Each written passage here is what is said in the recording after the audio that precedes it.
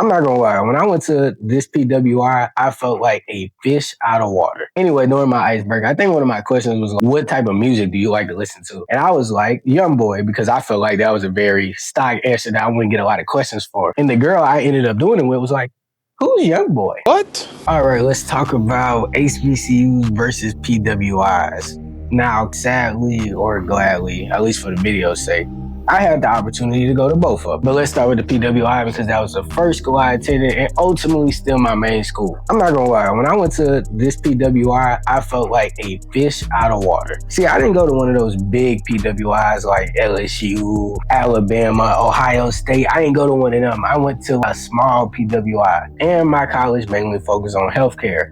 So do you know what that means? Y'all had Greek science teachers? No, it meant that my school was mostly girls. The opposite race of me, girls. Which for a single man, he might feel like this is heaven. But I was very focused on my books. So none of that really interests me. But I really felt like I stood out and everything I did stood out because there was literally nobody like me around. And I'm not just talking about just the way I look. I'm talking about the way I dress, the way I act, what I listen to. I remember on the first day, we were doing them like stupid icebreakers every single teacher makes us do. Up until this year, I'm a senior and I'm still doing college icebreakers. I swear icebreakers are some of the things that I hate the most. Them and them discussion questions that you have to reply to two other people's answer for. Why are we still doing this in high school? Can we leave this in 6th grade? Anyway, during my icebreaker, I think one of my questions was like, what type of music do you like to listen to? And I was like, Young Boy, because I felt like that was a very stock answer that I wouldn't get a lot of questions for. And the girl I ended up doing it with was like, who's Young Boy? What? You don't know Young Boy? I ain't gonna lie, I could give it a pass if we lived in like Idaho or something, but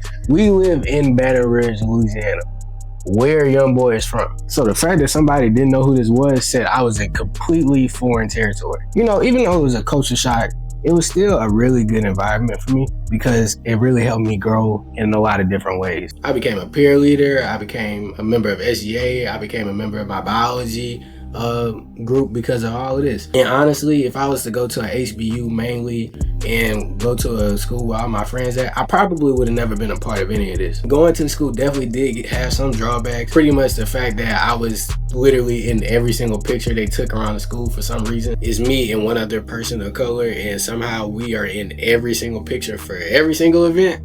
A little strange if you ask me. I ran into one black dude my whole time at the PWI, and I remember when he walked into my class, it was literally like, oh! I was super happy to see him, just to have somebody who looked like me. Shout out to you too. I don't know if you watch my videos, but I know you follow me on that gram. So if you watch my videos, shout out to you. Like I said, my experience was overall positive. But one negative experience at my PWI is what ultimately led me to the HBCU. So what ultimately ended up leading me to the HBCU is when I failed organic chemistry. Trust me, I was feeling very discouraged when it happened as well. But at the same time, I was kind of a little excited because I was going to be able to experience a different type of schooling that I hadn't been able to at that point. So anyway, fast forward some time and first day at HBCU comes in. Like I told you, when I was at the PWI, I literally stuck out like a sore thumb. But when I was here, I felt like everybody there was like me. They dressed like me, they acted like me. It seemed like they listened to the same songs as me. I know that because every time they drove past, their cars were on max volume. So I knew that I was really at home. No, I'm just kidding, but I definitely saw a lot of familiar people. And all my friends went to the school too. So that ended up being really cool to me as well.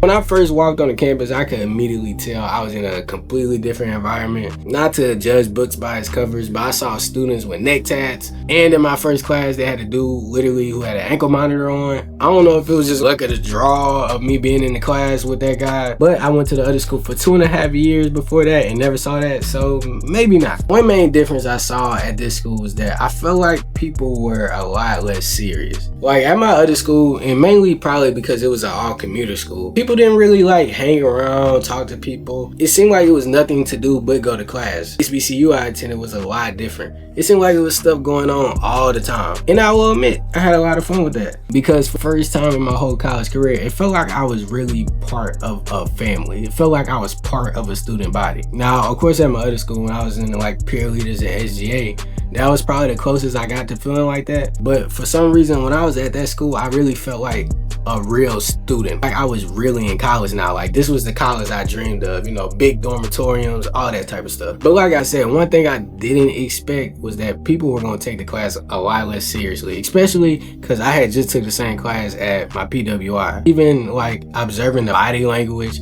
people being on time, people actually listening to the teacher, all of that was different. At the PWI, people didn't walk into class with headphones on, looking at the computers, all of that stuff. People were really locked in. When I went to this school, people had their AirPods on, sometimes they beat headphones on, and I used to sit at the top, so I used to see people playing games and stuff all day, scrolling on Instagram, stuff like that. Even some people literally on FaceTime, which I feel like is some type of privacy violation, but I digress. But like I said, bro, I had a lot more fun and felt a lot more connected there than I definitely ever did at the other school. It almost gave me a sense of like belonging. Like I said, I felt like I was like some type of outlier at the other school, and here I feel like I kind of belong there, especially being that like I'm a biology major. So when I was at the other school, I was literally the only person who looked like me in most of these classes. I literally would joke with my cousin most of the time and be like, bro, I feel like I'm literally the last one left. But when I went to this HBCU, I saw a lot of people who looked like me and they were pursuing the same things as me, which I thought was pretty cool. I think it's really cool to see people who look like you pursuing similar things, because it really makes you feel like that you're not in the race alone. And I feel like that could be very motivating to somebody, especially when you get down on stuff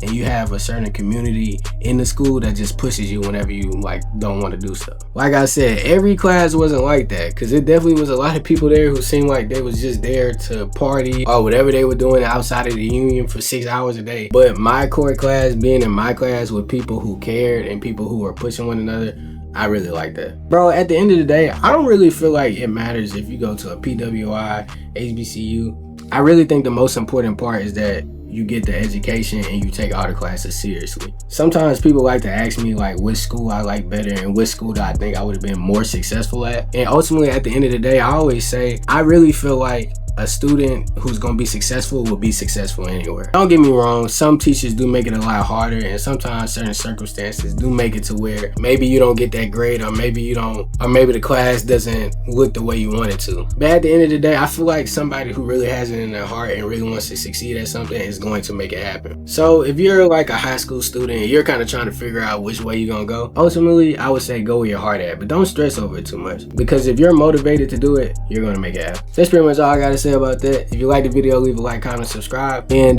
bye.